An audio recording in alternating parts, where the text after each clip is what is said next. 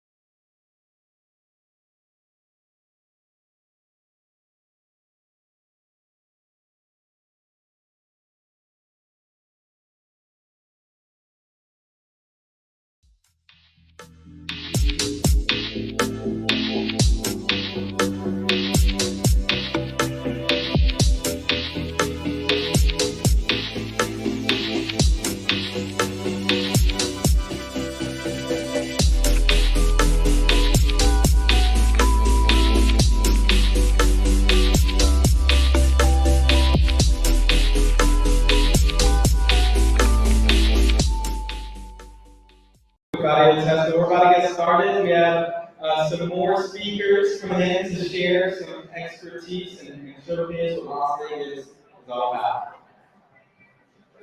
All right. How are we looking on that? It's pretty good, right? Okay, folks, thank you for tuning in. This is Global Entrepreneurship Week here in Las Vegas. And we have a couple of guest speakers. They're going to spend about 5 to 10 minutes to share what they're all about. And then we're going to have some panel discussions to follow up. So first to the stage, I'd like to bring Stephen Ness. Stephen is the co-founder of Lyft. They specialize in lending here in Las Vegas. He's going to talk about some lending opportunities. All right, Stephen. Awesome. Thank you, Elias. Good afternoon, everybody. So as I said, my name is Stephen Ness with Lyft. We do help with lending, right? But that's not all we specialize in. We're a people organization, so we believe that everyone has success planted inside of them, but depending on what's happened to you, where you're born, where you live, things like that, you may have trouble just identifying it.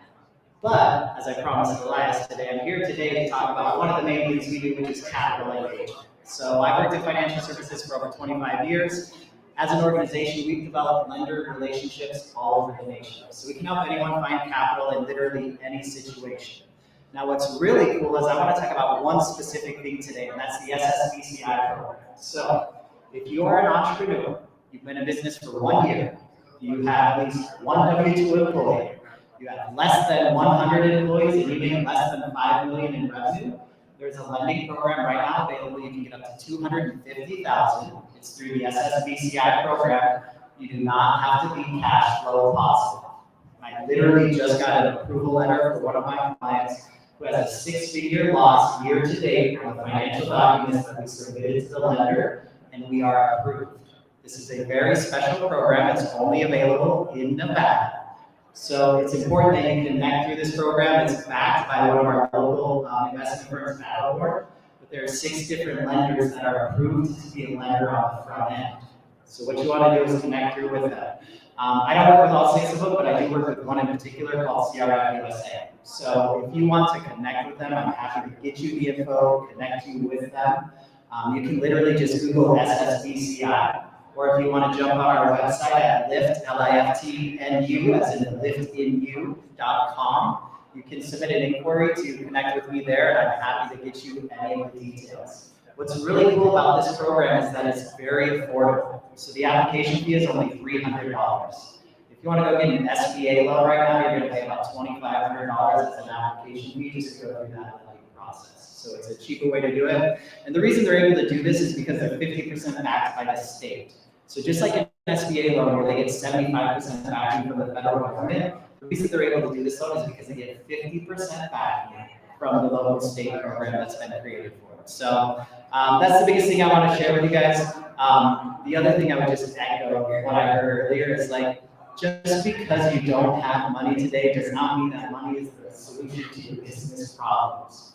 So before you go out trying to obtain capital, whether it's an investment or through a loan, make sure that you actually have a plan for that. Make sure you have a program. Make sure you have an understanding of who your clients are, what your market is, how you're actually going to use that money on an effective basis. Because if you just go get debt, you have to pay that back.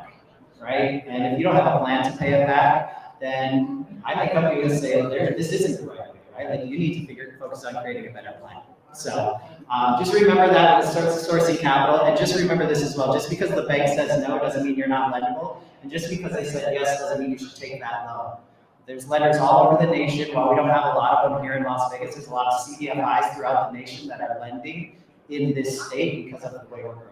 So again, thank you guys for your time. My name is Stephen Ness. My organization is LIFT, and I hope you guys all have a wonderful day. All right, thank you so much, Stephen. And that's LIFT. You know, we can help you with access to capital, business consulting. All right, next up we have Mrs. Katherine Duncan Reed. Mrs. Duncan Reed is the owner of the Harrison House, which is a local CDFI. She's going to be talking about the work that Harrison House has done, but her topic today is about the power of family and leveraging family as a foundation to build a business. Let's give it up for Mrs. Duncan Reed.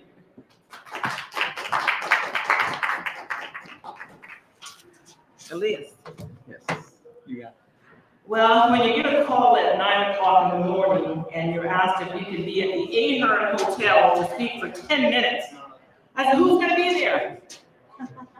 What do you want me to talk about?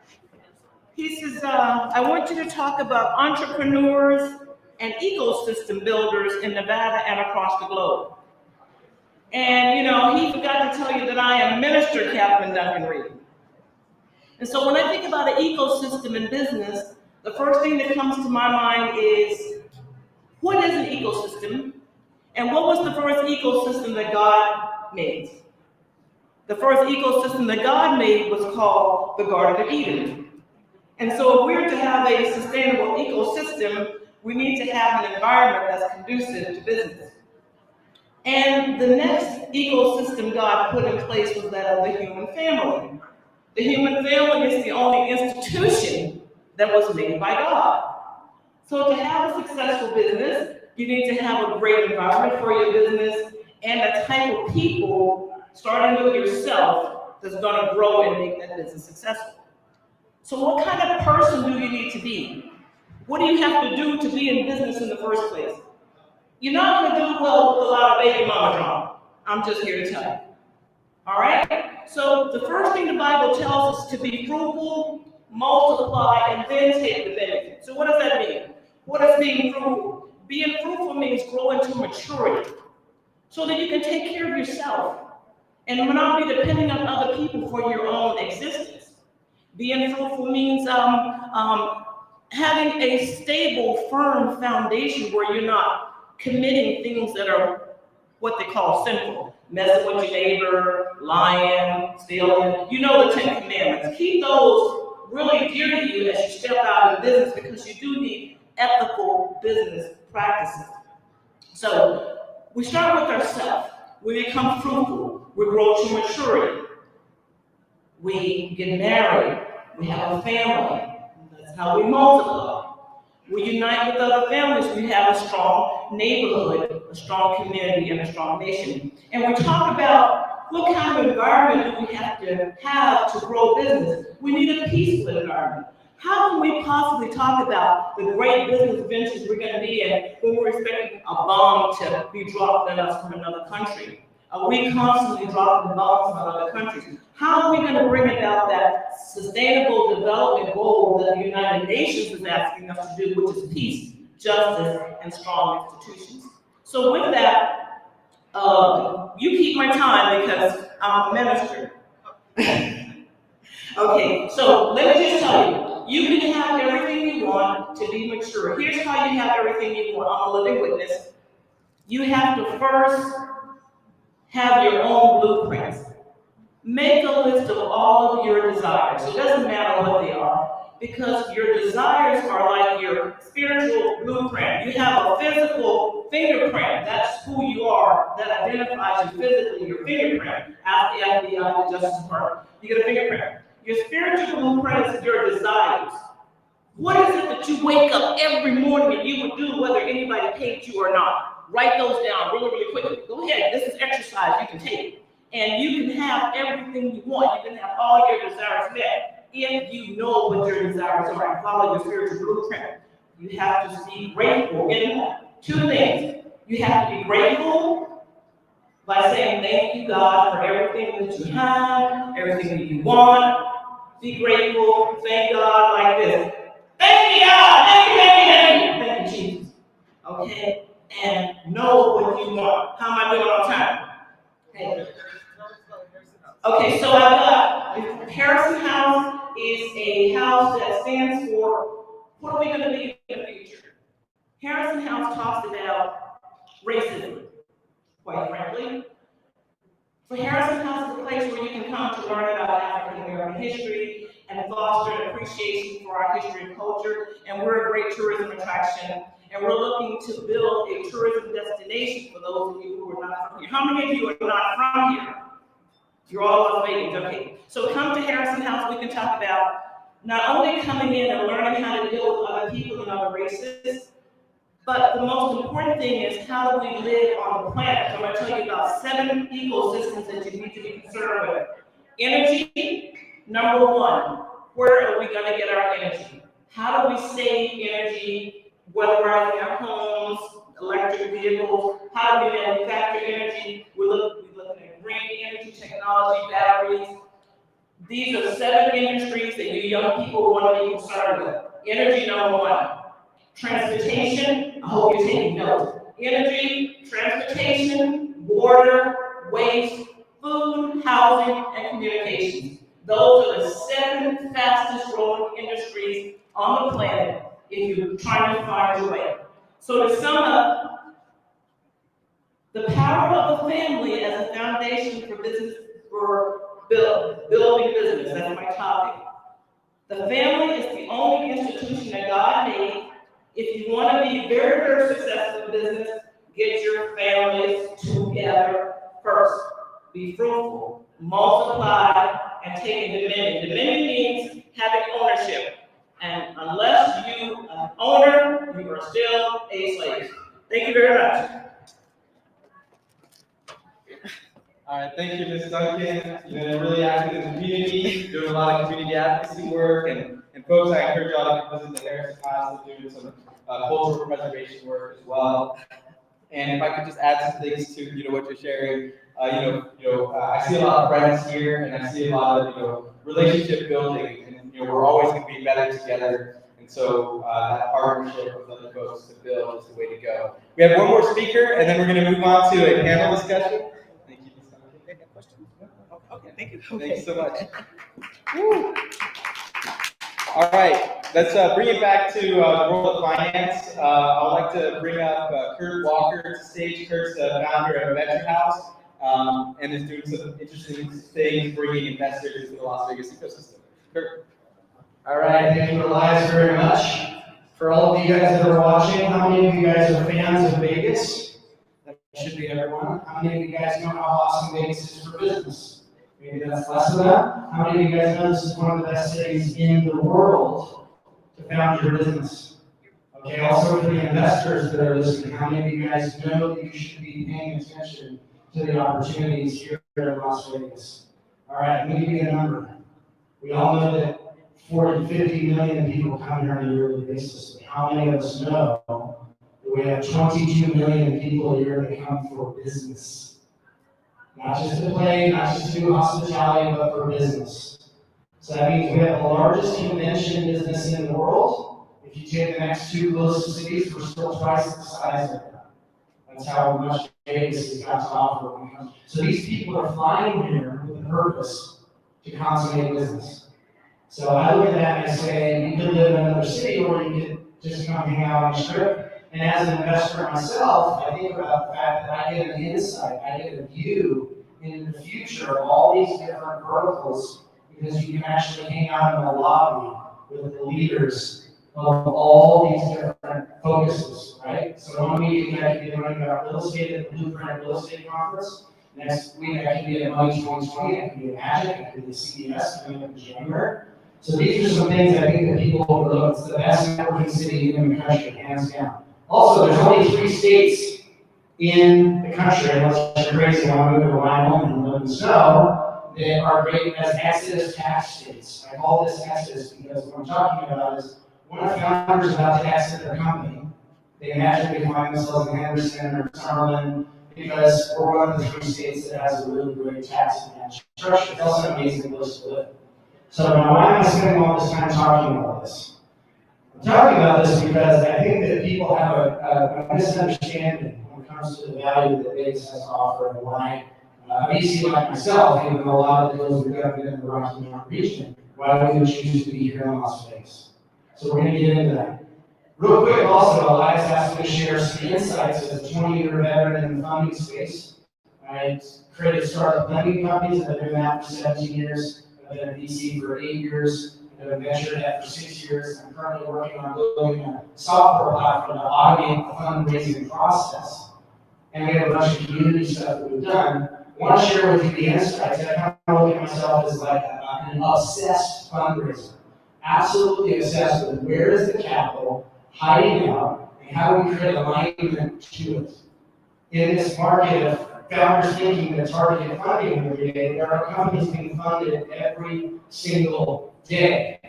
And so the question is, are you going to be one of them? And if you're chasing after VC and angel money, and that's not the majority of the capital that's out there, because it's not even close to the majority, where's the capital out? So we'll get into that in just a second. So historically speaking, when you look at what makes an ecosystem, why is it that Silicon Valley, New York, and Boston are responsible for so much of the venture capital that flows into businesses? They have a network effect. That network effect is born of experience, talent, and exits, founders exiting their companies. That network effect helps those entrepreneurs to solve for problems in their business. As a VC, I'm always solving for a breakage in capital, a breakage in like data, like users, marketing, sales, and I'm solving for a breakage in team, which is your human capital. Meaning, as the company goes this fast and moves really quick, you're going to need more cash. Where do you go and get that? As the company is also moving really fast in producing a product, are they outproducing their ability to actually sell that product? So I have companies in our portfolio where they outproduce their ability in sales to actually fulfill, which is a good problem to have. Most companies don't have that. And then last but not least, hey, we hired a COO at 30, now we're sitting at 160 in staff. It's time for a new COO. We broke our COO, right? These are the 3 types of capital that continually get broken and have to be solved for. And the network effect in these cities I just mentioned has a very deep bench of talent and experience to help this process along. So if we want to create the conditions where Vegas can be known as one of the capitals of capital, which I believe it can, those of you guys that are locals that have been around, you know that $1 billion deals are happening all the time. Every single day, any day of the week on the strip, there are deals that are getting done, but we're breaking bread and dinner. We just don't get credit for it. But it happens, I can tell you that. So, something I think would be valuable to founders and funders alike is to understand what the 5 key stakeholders are that are necessary for a venture ecosystem to really become world class. And these are 5 stakeholders that need to be present in order for them to be working together in order to create what I care about most. My North Star is something called founder funders. What's a founder funder? A founder funder is someone that's exited their company and now has a decision to make.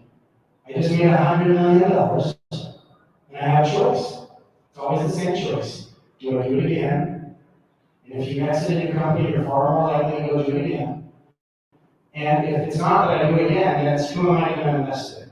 And what the data shows overwhelmingly is that if you exit your company and you live in a city, you're going to invest that money in that city. And we know what happened when Tony Hsieh exited his company here in Las Vegas. He did something pretty crazy. He said, not only am I going to put money into companies, I'm going to put $400 million into companies and real estate and music festivals. So this is the reason why I love founder funders, is because I love to celebrate the capitalization of startups, but I also want to see the exiting of startups so the cycle can start again. Okay, so why is this important to understand the 5 key stakeholders? A, if you're a community builder like me, you need to understand who they are so you have to know who to get together.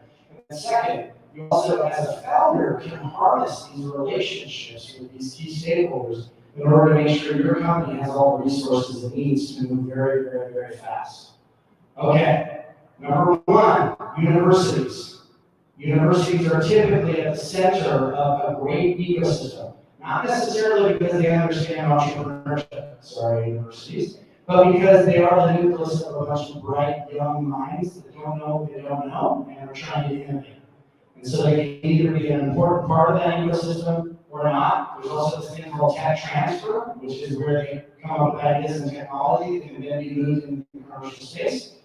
Number two, you have municipalities. The municipalities would be the city, the county, the state, just in general, and their involvement. Obviously, as public servants, they have a lot that they can bring to the table to help create the conditions necessary. Also, you've got the venture and angel money. That's what everybody kind of thinks about all the time. And then you've got the private capital, which I would call private equity, family offices, and then last but not least, you're going to have community builders.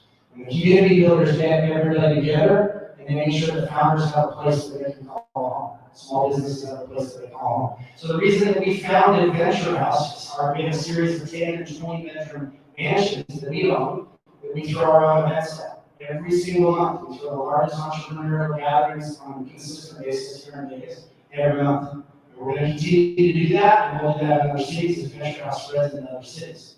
So we regularly have 400 or 500 guests at our events, and we throw masterminds. We also have a separate community, not for founders, but for funders, called Mainsail. And Mainsail throws large gatherings around family offices, private equity groups, fund managers. So we just did an event in Utah called Jetson Capital, and that event had 450 professional investors at it. So when I have these conversations with these individuals, I know what they're interested in, I know what they're willing to allocate towards. And so the reason I bring up these 5 key stakeholders as a value statement to founders is this: capital is rigged. The game of capital is absolutely rigged. You either know how to leverage that for your benefit or you don't. There's a reason why some of these companies grow at a blistering pace. It's because they're solving for ranges of dollar capital, data capital, human capital at all times. As a VC, that's my job, is to make sure those things get fixed as they break. Okay, so what I'm talking about here is if you go and study the history of some of the biggest companies in the world, if you go look at Samsung, and then you look at the story behind how Huawei got to be so big, the Samsung founder was smart enough to know who these 5 key stakeholders were, and they buddied up to them. When any one of these funding gods has the opportunity to bring startup resources in to back them, funding means I'm going to fund you, backing means I'm going to make sure you're not going to fail. There's a huge difference. So when the funding gods, these 5 resources, decide to support someone, who do you think they're going to choose? Someone they don't know or someone that has a relationship with those 5 key stakeholders, right? So something for you to think about is to understand who are the movers in your market and how can you leverage those relationships with them. The last thing I'll leave with you is there's only about 3% of the available capital that's being moved through the VCs on a day-to-day basis. So if all the capital is not being moved through VCs, where is it coming from? This is something my team spends full time tracking down. And what we've come to realize is that the majority of the money is moving through the Fortune 2000, family offices, and the private equity groups. And it is not just a small amount bigger, it is 3% on the VC side versus 97%. We're talking about trillions of dollars here. So every single week online from Las Vegas, the Founder Collective throws pitch kung fu sessions where we teach you how to fundraise for your company, we teach you the fundraising fluency, and everything you need to know prior to pitching and even post-pitching. And then we also run weekly and monthly sessions on who's got my money. If you want to know where all this capital's hiding out, and you create alignment with it, and you get access to it, come check out Who's Got My Money. Kurt Walker, so nice to hear from you guys, and see you in Las Vegas soon. Thank you so much, Kurt. Really appreciate you coming to share about finance. So we heard about finance, we heard about family. Next, we're going to learn about PR and the power of personal branding to get success. So I'd like to bring up Lauren Jones from Alterate Media to introduce her panelists. Let's give it up for Lauren.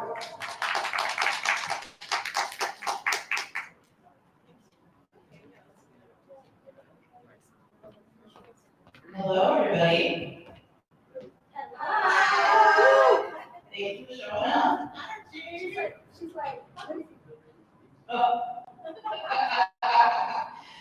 So I'm Lauren Jones. I've had a decade of experience marketing, and I co-founded Alterate Media, which is a purpose-forward marketing agency. We handle publicity and branding and marketing, and we've done publicity for this event. I've had the privilege of shaping personal brands for industry leaders and done branding for corporations as well. So as a moderator of today's panel, I'm thrilled to facilitate the conversation that will inspire and challenge our notions of personal branding. So we're going to dive into the different strategies that have propelled us, to success and explore how they can do the same for you. So I'd like to welcome Nadia, Addie, and Shar to the stage. Let's give them a round of applause. I know, right? Welcome up here. Hello. Hello. What's happening here? Use microphones. Okay. Yeah, I'm like, am I leaning? Okay. I mean, like, whatever, Yeah, you know? we can share I'm that. down. I can be Mike Liz, I can be Mike, There's not any challenge, really. I guess. Yeah. See everyone's proprietary personal.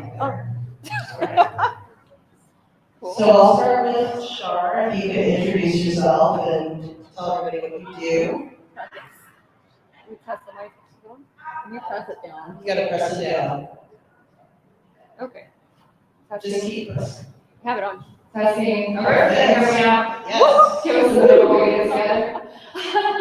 My name is Shar Medell. I do personal branding and specific to Instagram. So I'm the person that you hire when you want to launch a personal brand on Instagram and you want to make it compelling, you want to be visible, and plan to grow big. Also, I offer content packages as well with my media team and general consulting in that space. Excellent. Thank you. Addie? Let's turn it on. Yeah, press start. Mine is already on, so. Is it on? You want me to press it for you? You have to hold it. There you go. Yeah, it's on. Yeah, let's see it. My name is Katherine. Yeah. I'm a personal branding coach, personal branding photographer, and I help women who are the face of their business, service providers specifically, to become their authority in their field. Maybe through visibility strategies, social media, personal branding strategy, and photography. Perfect. Thank you. And now Nadia. We're sharing. You're so funny. Hi everyone. So I am the other half of Alterate Media, and as Laura mentioned, we are a media company. We primarily support disruptive and mission-driven companies who are eager to make a difference in the world with products and services. We're very tapped into the social impact space. We do a lot of nonprofits. We have a service called Purposeful Partnership, where we partner companies with nonprofits and strategic campaigns. We're also very involved in the entertainment space. For example, working on a product placement deal for a new Hulu reality series coming out in the fall with Travis Barker, and some fun moments from Cardi B, Offset, and some other interesting characters. So we are all over the map. And yeah, the concept of personal branding is very near and dear to me. I attribute a lot of my and our company's growth to the power of personal brand. So with that, I take it back to Ms. Lauren. Yeah, that's right. We don't pigeonhole ourselves to any particular region. That's part of our personal brand, to be expansive along the world. So I'm going to start with Shar. My question is, how has personal branding directly influenced a significant business deal in your experience? The people with a personal brand is get attractive opportunities. People recognize that having a human backing the brand gives it way more power and visibility. So the person who's in front, who also on the side of the business is growing an audience, they're going to be the one that captures that business. And people are paying attention to it much more now, especially because this new generation pays attention to personal brands way more than the previous ones. And so I think it has a huge impact on the numbers for sure. I concur with that. And what's your take on that? Well, if you think about this, right, people like from people they know, they like and they trust. So in the building of your personal brand, you're putting yourself out there, and you're creating stress much faster than you would any other way. So your authority is connected to how much you can charge. So that deal that maybe somebody would pay less for somebody else, they would pay more for you because you are the authority, you are the go-to person. That's a good point, and you should try to be authority in your space at all times. What do you feel about that question, Nadia?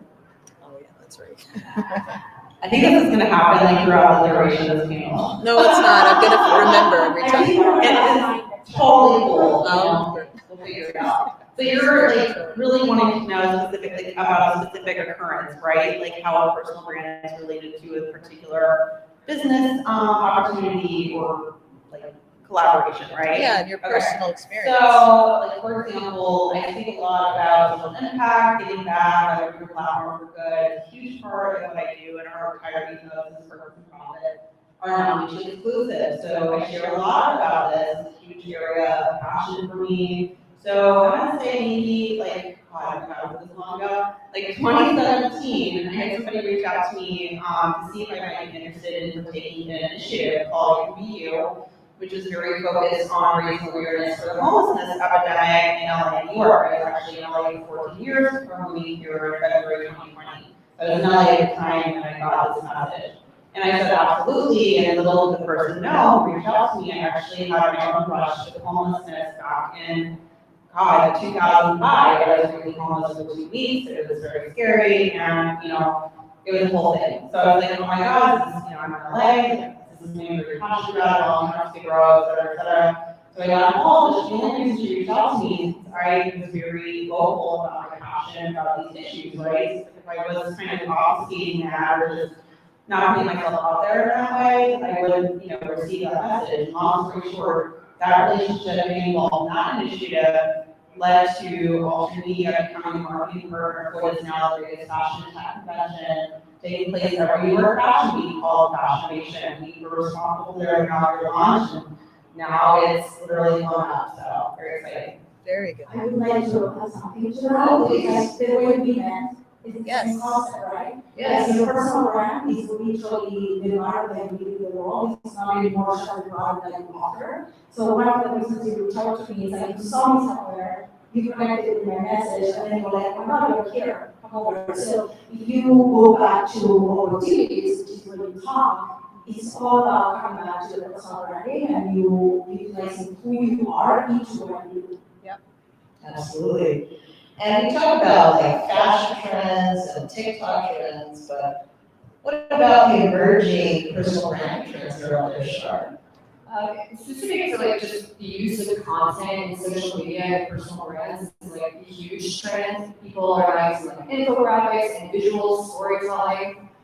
Storytelling is really big because people want to know the story behind the product or the service they're buying. They're no longer just buying something. They want to know where it comes from, why you did it. The people that have that story that connects with the audience, they sell the most. So just don't discount that, because the old ways were, no, we're just gonna crank out the need for this and then we're gonna sell the solution. You can't do that anymore. People wanna go, no. Why are you doing this? Where was this source? Who is benefiting? How can I benefit? And who are you behind it? And if they find out you're not like a good person behind this brand, they don't want to buy from you anymore. So people are definitely becoming way more conscious. And I think that that's a huge trend in personal branding right now. Hey, that's true. Authenticity and, not offending your audience is key right now. Okay, You're like storytelling, as opposed to like cracking the meat. I love that. One of the big trends that I see with the other, like being able to self-publish smaller publishing companies, a lot of like, whatever they call it, there is like a lot of authors on a book, that is a big one trend. collaborative. Like collaborative, You did that writing. Yeah, I did that with this job. I'm actually having my own mastermind now, and we hire a small publishing company, so it's becoming a lot more accessible for people to write books and to do their story out there. That is one of the biggest trends that I see getting big, allowing people to showcase their expertise in a way that not everybody can write a full book right away, right? And the other one, I think, is after the pandemic, go back to in-person events. I think that that's a big one. With the same thing with social media, I think more people can become speakers also because we're putting ourselves in front of an audience.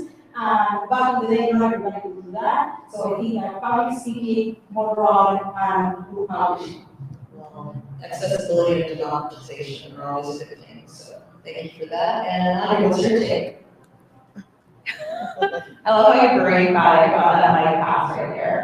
So I mean, I think, you guys all like hit the nail on the head. These are all so important. And I think it really comes back to like viral here right now. Like, I think it's, for me, and I think what we're all seeing is that really strategic partnerships, strategic collaborations are massive for personal brand. Like really finding other people that speak your language, share your values, and finding ways to show up with them, share value, drive value for others. Like that's always going to be a trend in my book. And of course, being in the impact space, I'm a huge fan of people being able to go out there, find a cause they align with, and proposing to be an ambassador for a cause. And that speaks volumes about your personal brand and your integrity, about how you're aligning with something that you're passionate about. So that's my style.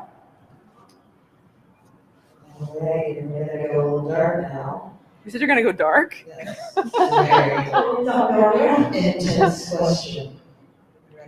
Is it goth? It's gothic. So, what's your strategy, Shar, for personal brand crisis management? Personal brand versus what? Personal brand crisis management. Like a crisis management. Like crisis management. Yes, crisis Yeah. management, like reputation Yeah. management, basically. Yeah, I haven't had a whole lot of experience with actually just crisis management, but what we did when there was like social media or things that came out, maybe negative against the person, one, a lot of the times it was just reducing the noise, like for them focusing on it and then trying to kind of go forward, like, we weren't like trying to cover tracks that didn't necessarily do anything wrong, but just, you kind of need to skate over it sometimes and just keep it moving. Because I kind of feel like it depends on the situation. If the crisis was caused by the individual, that's a different situation than if it was caused by the reaction of the audience may have had misinterpreting what they said. And we all make mistakes, and so it's how you kind of flow forward quickly, doing better, than it is kind of pausing and maybe it just depends on the situation on that, but then pausing too long and obsessing over something that didn't go over well. Good answer.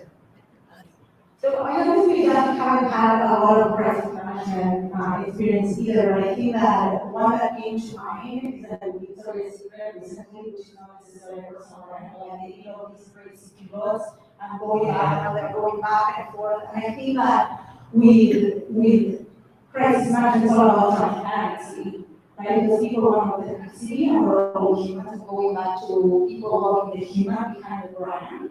I think that if they can show up as a human being, making mistakes, I think that that's how I would handle it if I would have that situation with my client. And can I interject and say, like, Yeah, please. you are not everybody's gonna like you, and that is not your job. That's true. It's not for everyone. If you try to appeal to everyone, you win no one. You don't get to find your tribe. You can't honestly have an impact because you're so busy trying to make sure that everybody approves of what you're doing, that you miss an opportunity to truly connect to the real audience that's for you. So, Yeah.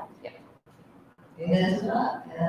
Oh, part of that is like the people fall in love with your convictions, with your opinions, like you just share, right? Why people would reach out to you for some of the things that you were sharing on your social that were important to you. So I'm sure that not a lot of people like what you say, that it wasn't for them anyway. So 100%. what you see is what you get. All right, and Nadia, what's your take on that?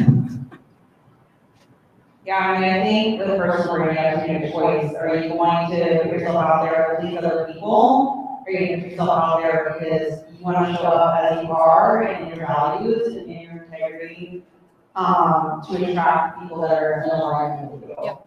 You know what I mean? It's like, there's a lot going on in the world right now, and you can either choose to speak up about it or you don't have to.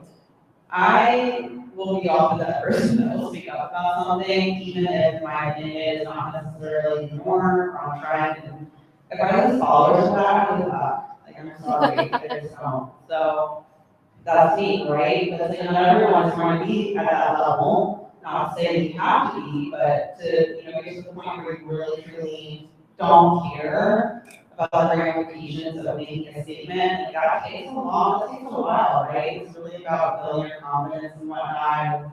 When we have clients who come to us, who maybe they're going through something, like, oh my God, like, this happened, how do I repair my profile? And maybe it is something kind of douchey, or, you know, who knows, right? So, of course, again, going back to the impact space, we'll be like, well, you know, how do you see yourself showing up in the world? Like, do you want to do that with your platform? If you get in business, you just like amass those followers, money, whatever else. You know, and it's like you have to sit back and really reflect on that. Like, if that was the former was the reason, you know, maybe they just need to leave the reputation like it should show status, right? So someone like Elizabeth Holmes, like, I'm sorry, like, there is no repair.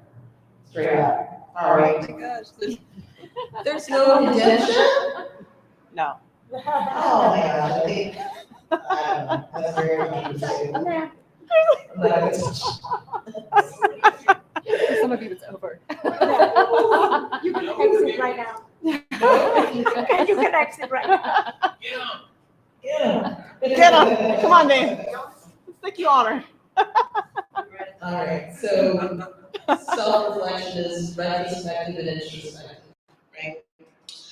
The next question is, what examples in the media stood out most? Oh, no, not that one. Actually, that was all the questions. I do have a bonus question though. No, not that many. Then after that, we're gonna do like a Q&A if anyone has a question that they want to ask these lovely young ladies. In your experience, how does personal branding affect business valuation, Charlotte? Yeah, I mean, I think, again, it just raises the value and the opportunities because the person that has it backed by a personal brand, it's essentially like having two businesses into one.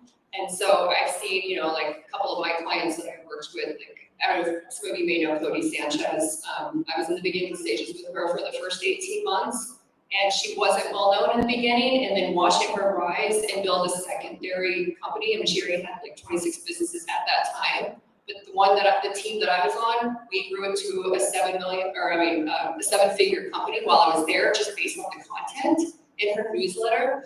And so just knowing that these types of things have a massive impact on your business valuation. When your business fails, if it happens, you have a failing business and you are still a personal brand, guess what? You can restart it a lot quicker. You're gonna attract more opportunities to have multiple businesses. It's not gonna be just about that one business failing. You're not failing. Again, that's why I say, like, I recommend people having a personal brand if it's for them. It's not for everybody, but if it's for you, it really does raise the value tremendously. I'm honored to be on the same stage as you. You worked with Cody Sanchez. She's such a big inspiration to me. I love her content about boring businesses. I mean, she really makes a boring business not so boring. Yeah. So, Shar, thank you for that. And Adi, you're next. What's your take? So I love what you were saying, like you're not failing. Like when you're a personal brand, you can have several businesses, several things. Like I'm actually gonna use an example of somebody that is here. So she is the owner of the Las Vegas Dancing DJs, but then she's also her own personal brand. And she has been able to Shout out. Oh no, but the reason why I bring that up is because for people like I'm a former bartender, me growing a personal brand gives me the opportunity to build a 6-figure business from zero, from nothing. Right? Like if you didn't build a personal brand, you may not have all those opportunities. So I think that building that personal brand and that valuation comes down to the opportunities for people that otherwise wouldn't have them. And I'm also honored to share the stage with you, Adi, because you really know how to pull people out of their shell. And you make them realize their vibrant selves. Yeah. So Nadia, what's your idea about this? Okay, see, did almost forget. Yes, agree with all of the aforementioned. I mean, I think, you know, like when you have a strong personal brand, it's essentially like a separate business. And as Char said, like if something happens with an entity that you have, but your personal brand is very strong, it's almost like, well, I'm already on to the next, right? And I think people really admire that. A great example, love or hate him, is Adam Newman of WeWork, right? We've all been seeing what's been going on with WeWork. He was able to really dazzle Mr. SoftBank with, God, billions of dollars in a raise for WeWork. And like that didn't work out. Most of us know the story, but he subsequently raised quite a bit more money for another venture, irrespective of the demise or all the issues with the IPO of WeWork because of his personal brand. Some people get really resentful about that, but I mean, at the same time, it's like props to him for being able to build such a powerful personal brand. And I actually had a debate with a friend of mine who runs a very successful multiple seven-figure, probably eight-figure company, a personal brand. He was basically like, you don't need one to be successful. And that's true. You don't need a personal brand to be successful, but with a personal brand, can you be a lot more successful than you are? Absolutely. Was this person actually have a personal brand? Yeah, I did. So I'm like, can't really listen to you, bro. So that goes back, what I'm saying, the same example that I just gave is it goes down to that know, like, and trust. It all goes down to that. So the raising of the money, know, like, and trust. And that goes back to what Sharon was saying about having a personal brand. It's like another set of revenue. It's like another business. So. But I also think it's important to talk about who it's not for, like who a personal brand is not for. And I turned away a client. He was already an eight-figure owner of many businesses. And in the time of our consultation, he was telling me about how everybody said around him, he was friends of Cody's, look, you should have a personal brand. It's like the most powerful thing. It's fun. It's a huge opportunity. Like the growth that you get from it is massive. And so he's having this conversation with me, but I could tell that he was trying to kind of convince himself that it was right for him. And I asked him, like, what are your priorities? Why would you want to build a personal brand? I'm not 100% sure, he said, but right now, honestly, my priorities are to spend time with my family. I feel like I'm in a place right now where I get more time with my kids. They're young, they're little. I don't want to miss that time, but I'm exploring this option. And I told him after having this conversation, it was a bit more in depth, that I said, I don't think you need a personal brand because you can't really outline the benefits for you. You're talking about the benefits that you think can kind of happen, but you're not resonating with those benefits, and you're really worried about not having that time with your kids. And so for him, it didn't make sense. He's also very private, didn't want to share a lot about his life and his lifestyle. So who is it for is just as important as who it's not for. And if it's not for you, then it's not for you. Don't push through it because it causes a lot of stress and anxiety, and then you feel this fear, like this failure that I didn't quite do this thing. And it's a journey, right? It's a journey to find out, discover if having a personal brand is something I truly want, not just because I'm seeing it happen, but that it makes sense for me in my life and my values.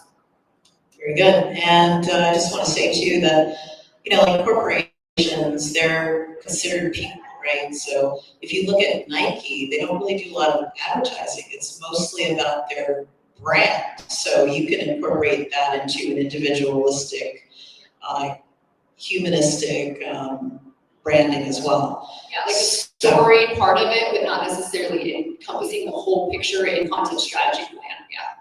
Precisely. So final question, I think we have time for that.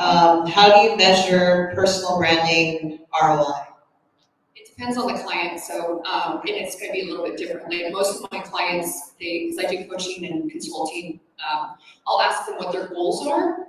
And so if their goal is focused to grow on social media, that's their focus is growth. Then we look at the numbers and it's a little bit of a different content strategy for growth and visibility than it is if somebody says that they want to sell something.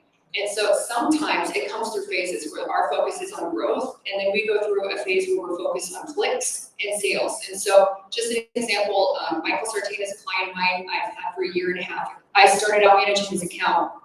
Now I manage his podcast team, and they're a 7, almost 8-figure business now too. But what happened in the beginning is he had no organic reach, and he wasn't getting the clicks there. They relied on ads. The first month in, he had only had I think 100, I kept screenshots, keep your receipts.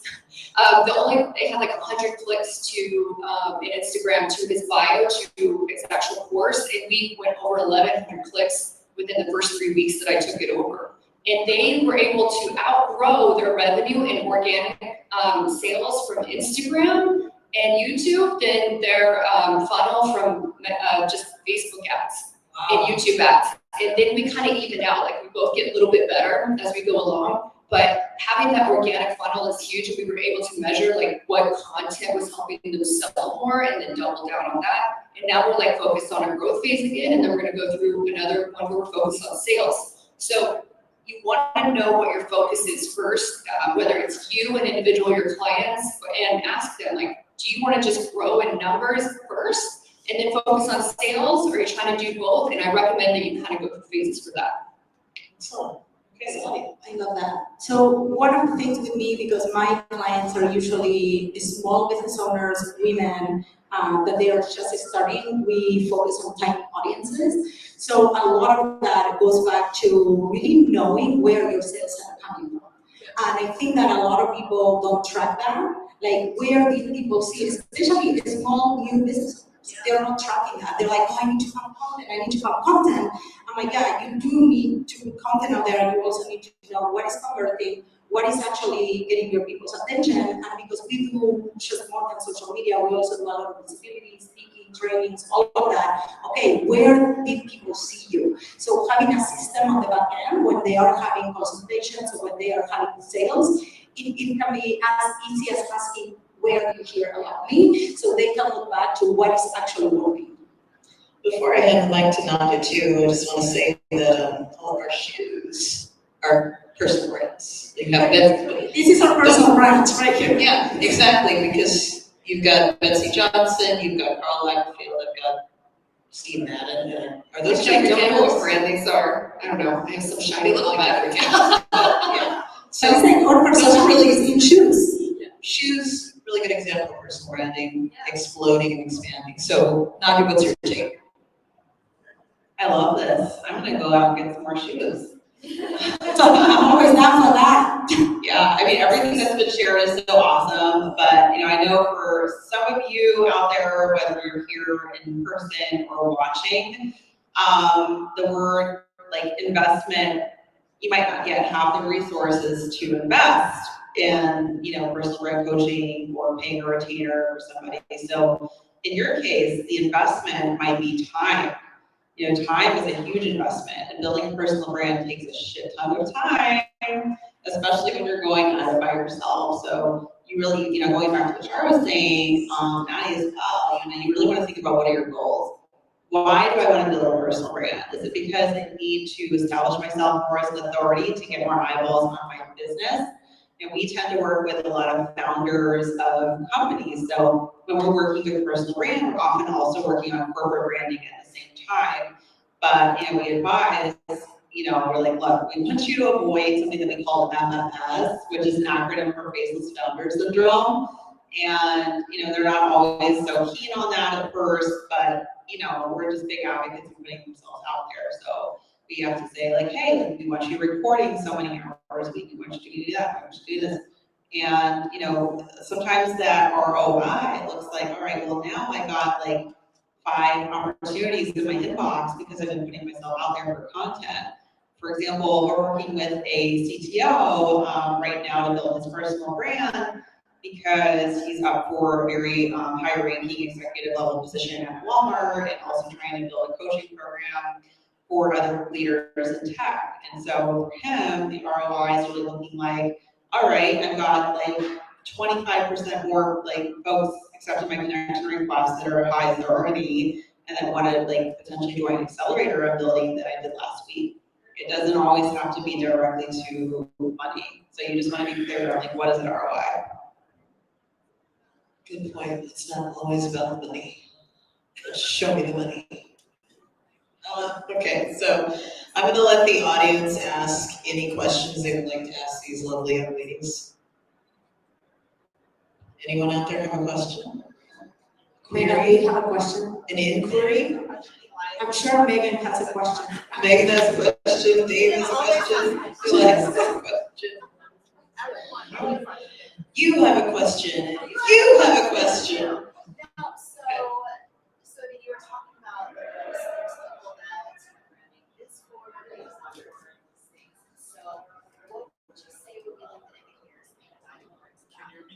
like when you, Just repeat it. I can repeat the question. What are the indicators that it is time for you to build a personal brand?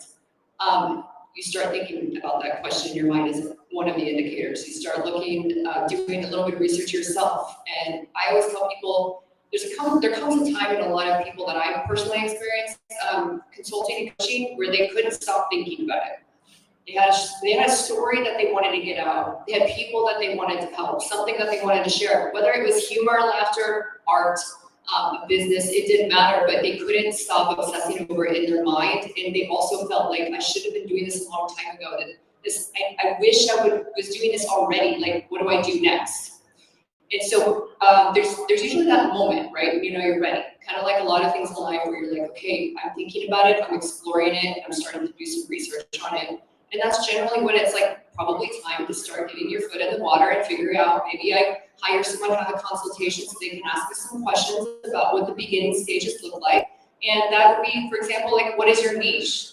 A lot of people will tell you niches don't matter, and I'm gonna say, like, have you ever talked to anybody about marketing something and not having a direction of what to market? Like, can you imagine walking in with a business in a room of people who are about to invest money in you, and you say, well, I don't have a business plan, but I have a feeling about a couple of things that really inspire me. That's what it sounds like. So you guys, yeah, that's me. so you usually are, you offer your expertise, your experience in something, and you're ready to expand that to an audience.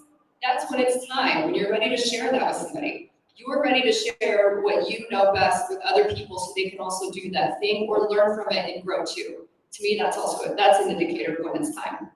That was a pro answer. I love to think of your personal brand as a legacy. And I feel like if you're working or if you are a woman that is heart-led and you have a passion for what you do, you pick what you do for a reason. You could have picked anything else, but you picked that one thing. So building a personal brand, I think that is the way that you bring that message to the world. And if you're a service provider, especially, you're selling yourself. There is a million, literally, there is a million personal branding coaches. There is a reason why somebody would go with you, with me, with you, with anybody. And I think that that's a lot of times what people don't realize, that difference that they want to make in the world comes down to building that personal brand. So even though it's like, oh, who is it not for? I think that people that maybe are really private and they're not really sure what their opinions are, like the beginning stage of that is really realizing, okay, why do I want to do this? Am I willing to put myself out there? Because it's not easy to be up here. It's not easy to vocalize what you think, right? It's not easy to be like, yeah, this is what I think, and I don't care, right? So, yeah, and it's not comfortable. There's nothing comfortable about building a personal brand. I've had people who were just starting out with a new business and very beginning stages, and then I've had people across the street make a hell of a lot more money than I did. And they had the same issue in the beginning. It was just that sort of second guessing yourself about the content you're putting out. Am I oversharing? Should I share this? Is this right? There's nothing comfortable, and that is not an indicator that it's not time to have a personal brand. It's just that it's getting yourself out of your comfort zone. I don't know about you, but I didn't wake up sharing everybody my business overnight. Like, it was sort of like this, you kind of gradually go, here's boundaries within my relationships, within my family, within my business. I'm willing to share this. I'm willing to not share this. And this is why it's important sometimes to be led by somebody, because if you create those boundaries, then you always know that, like, this is a healthy boundary for me. I'm not going to go overstep, and I'm comfortable here. I'm not comfortable there yet. So when you're ready to share more, then we share more. In the beginning, it might just be, I'm just getting comfortable on camera. Later on, it's going to be, wow, I'm ready to tell everybody what I think about this or that, and I don't care. Screw it. Yes, totally. I love that you mentioned, like, it's a feeling, because I am working with someone like that right now, and over the last couple of months, she's been expressing, like, how she feels like she is just this burning feeling inside of her, like she has to get it out, she has to help more people, and I feel like just, like, not being where she wants to be with her message has been driving her little bananas. So I'm like, girl, like, let me help you. Like, you have so much potential to make a difference with what you're doing. So I think it is, quite literally having that kind of feeling or that intuition. But, on a strategic level, we work with a lot of startup founders. And so I would say you're gearing up to launch a company, whether in tech or even more traditional small business, it is a good idea to start thinking about a personal brand. Now, I do understand that not everyone feels like a personal brand is for them. I would challenge the notion that I think like anything else, like practice makes perfect, and I would challenge them to try. And if they still feel like at the end of the day it's not for them, then they can take a step back or perhaps find like a co-founder or another person, maybe even an ambassador, to be that arm piece for their business. So yeah. I would love to add this. So if you are a service provider, like you mentioned, faceless founder syndrome, and people are buying from you, oh my God, I am absolutely quoting you on that from now on. It's like the trust is not there. People think there is nothing back there. Now, if you have several ventures and their product, you can separate yourself from that. But when you are the provider, when people are buying you, there is no way that you can separate who you are from what you do. You're doing it in a way that it's like stemming from you, even if you don't realize that. Very good. Take I can ask so this is not for me. This is for a dear friend who literally had to leave and catch a flight, and he was very much looking forward to this. When it comes to the confusion of whether or not to do some things very personal in your social media profiles and some very professional, like is it my personal Facebook, is it my business Facebook? What is your thoughts on having two separate, or should they just go all on one? So it will depend too. Also, like, are you B2B? Like, so then that would be a different, avenue than other people. So like I have, for example, like someone that does M&A, and then like investors, for them, like using just LinkedIn kind of has a little bit of both. They'll connect with their audience there, but it doesn't always make sense for them to be like on Instagram as much.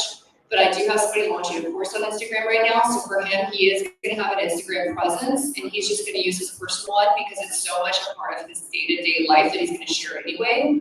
Whereas, I'll use me as an example. Like I started out doing like the influencer thing, and it's kind of like lifestyle and foodie based, and I run a foodie account.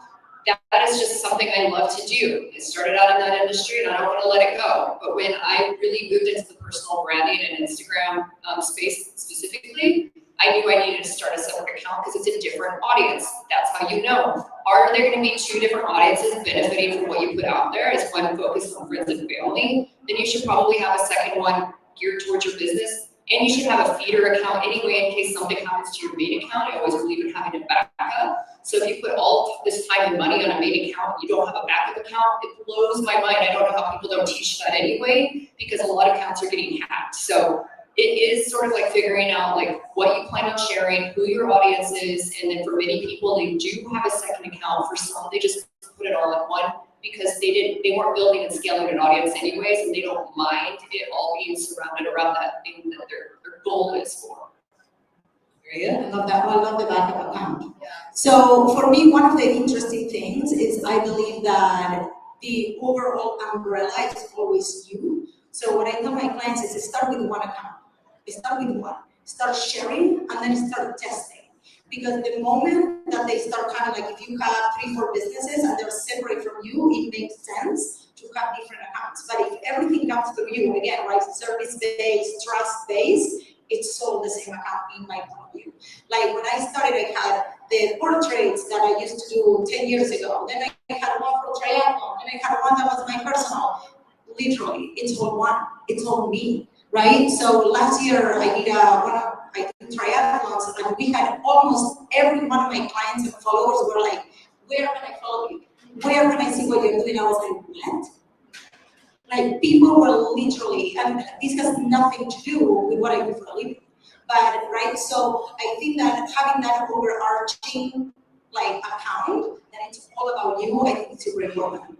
Yeah, and I want to add to that too, like just in terms of content strategy, we look at that too with my team because for like, I would say, well, you're like, I don't want multiple accounts, but then I go 80% of what you're going to be talking about while you're growing is going to be this, because this is our goal. And then the other 20% is going to be you integrating your life into it, because I want to see your life behind the scenes. We would use the BTS of you running and put it with some of your business stuff.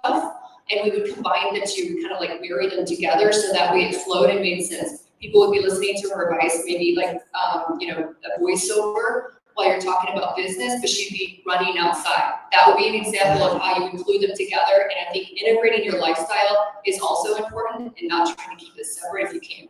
Well, because you're threading also your values. You're threading your values through how you do business, which is, again, about trust. Which will connect with the audience better than You're just just, me.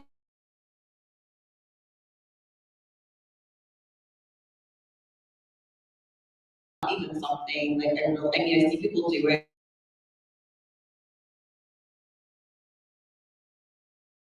Or that we've been working with, and we've been helping her get her account back like literally like 2 times. Finally, she has it back. I think I mentioned that to you like when we met up, but you know, what was that? It's just kind of, you met in capacity, like she was at the beach club, one of my clients. Oh, she had her account back too? Oh my God, yeah, it's been happening constantly. But I mean, I think, you know, like to your point, Maddie, like if your business, you say you're a coach or a consultant, like you should just start with a solo, like one account. Otherwise, it can get very confusing. You know, I was working with someone who's like, well, you know, I'm starting this new venture and I have this personal account. I don't really share like that much business stuff on there. Should I just create a new account? And I'm like, well, you know, I want to let you know that just because you're starting a business doesn't mean that you stop sharing anything regarding your personal life. At the end of the day, you know, people are connecting with other people. Some of the biggest personal brands are not obfuscating your personal life. Now, I'm not saying like you gotta go set up like a, you know, a tripod shower, but you know, people like depending on who it is. People do. So. You know, but you know, I would say like definitely, I get a lot of questions from people who are starting an entity, right? Because we don't just work with personal brands, we also work with a lot of companies. So if someone's like, all right, well, I have a startup, so I don't really necessarily, I'm gonna keep my personal brand like private or something.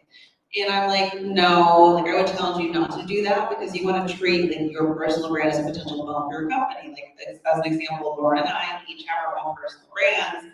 And then we have Alterate Media as an account. Like our personal brands are big funnels for Alterate Media. Then I'll get a question like, well, if the company's so dependent on the personal brand, how am I gonna ever exit? So I get that as a question a lot as well. Like, well, you know, at the same time, you wanna make sure your company brand is strong as well. So that brand can survive on its own, irrespective of whether or not your personal brand, you know, essentially divests from that company. But while your personal brand is well and thriving, why not treat it as a funnel for your company? So.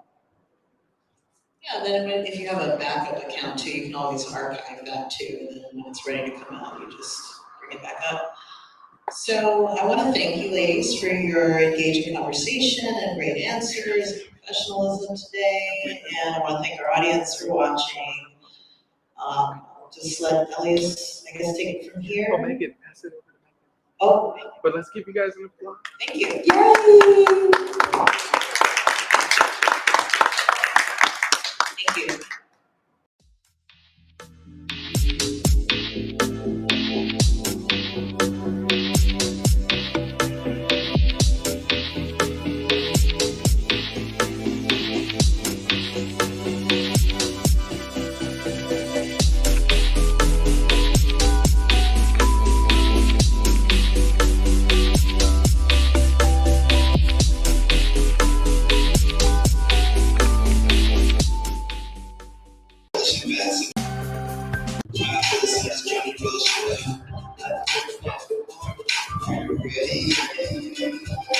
Yes, let's start this clash. Let me say first of all that I feel.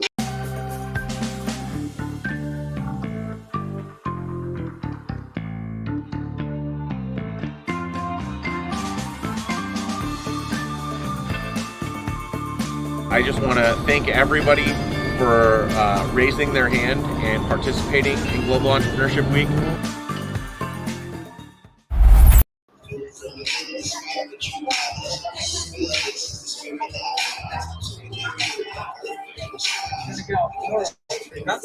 Just two.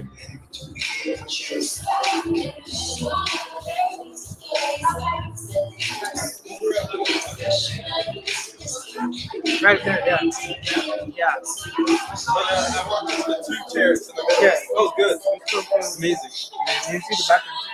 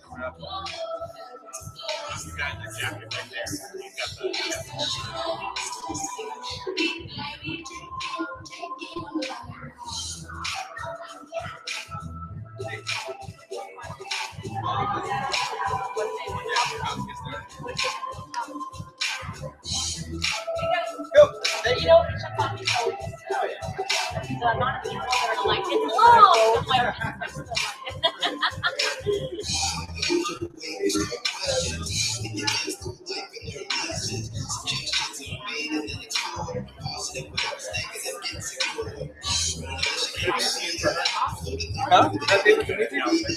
Yeah, there's David the music. Oh, Dave.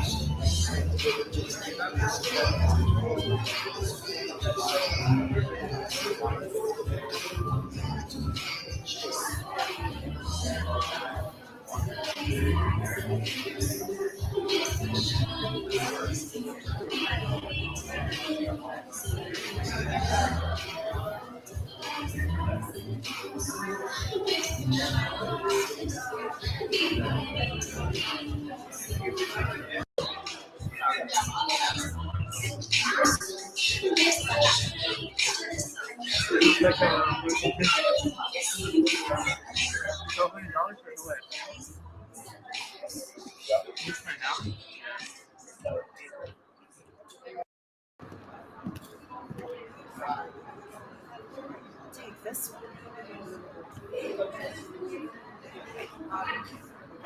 Test.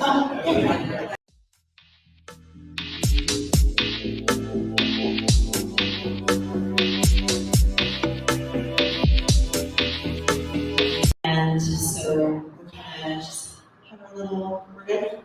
Yeah, time, okay. Can you keep time? What's up? Time? It is Yeah. 3:10. Oh, hold on, let me check something real quick. Hey, Nadia. Nadia. Are you still doing a workshop? Yeah, but after data. After data.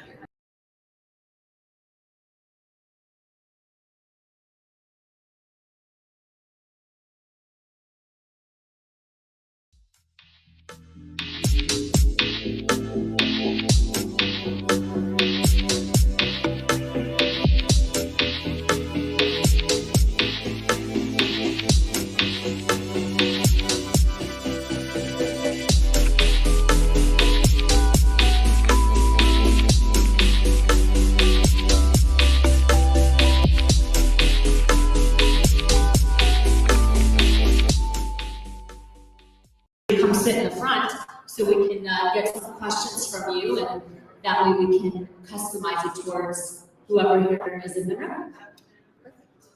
Yes, thank you. All right.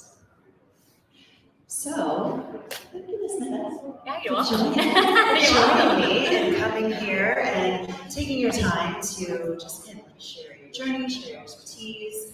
And so let's just kick this off real quick. Just introduce yourself, your company, your brand, and just some of the fun stuff you've been doing recently. Yeah, awesome, thank you. So my name is Natalie Nastradine. I'm the CEO and founder of Rise Up For You. I'm a 2-time TEDx speaker, #1 best-selling author, and I'm a thought leader around the world when it comes to confidence, emotional intelligence, and leadership. Thank you. And so, I mean, we got introduced in a very kind of like unique way. And so it was just being in a room at a dinner and just kind of, again, just mingling and connecting. And so again, it's one of those moments where when you really are in your own authenticity and you have decided, okay, this is who I am, this is how I show up, you just naturally attract those people. And so I really feel like that's what happened with the two of us, and we had a few other people. And so what is it that you specifically work on when you come into a business or you're meeting with an executive or a founder? I mean, there's a lot of things we work on. Predominantly, it's culture, it's leadership, but when it comes to entrepreneurship, it's really about how you show up, honestly. There's a lot of great entrepreneurs out there that have a service that they can offer that's awesome, but they just don't know how to show up in the world. So that's how you walk into a room, how you lead, your heart, how you pay attention, your energy. There's a good amount of people, like I said, that are running businesses that are only barely touching their potential because they're not self-aware on how they're showing up in a room and what's happening around them and how to make an impact, influence, and gain clientele. Yeah, absolutely. And again, like that's why I say when we met, it was that instant of, that's my person. Yeah, I know it. And we touched on that a little bit in this last panel when we were talking about personal branding and how you build that out, because all of it is so it's tapping into you. And then, so what would you say are maybe some of the steps that you take, or maybe like the process that you take someone through to dive into that and to tap into that to bring them to kind of like their next level version of themselves? Well, I think the first thing is values.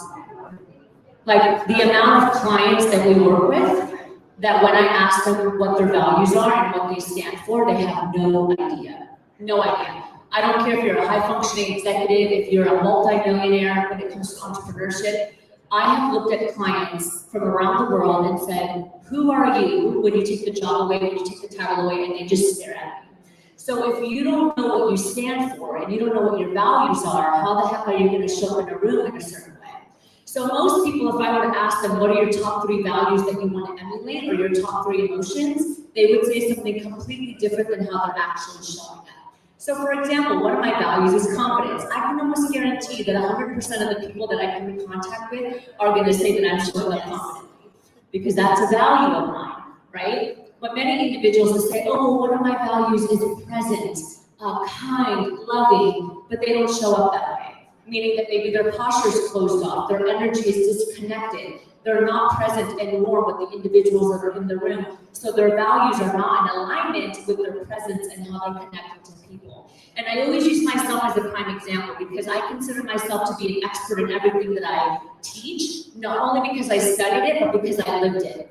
So when I was 27, before I started the company, I was an executive for a corporation, and I had 200 team members under me. I thought I was the most amazing leader ever.